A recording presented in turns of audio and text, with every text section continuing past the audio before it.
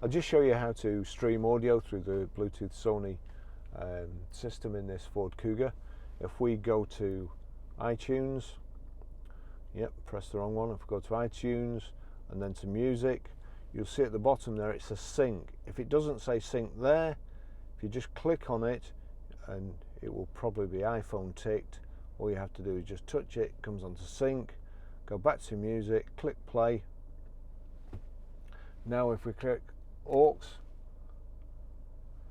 play music from Bluetooth device. Like a thief, but she's always a woman to me. And that's it, Billy Joel.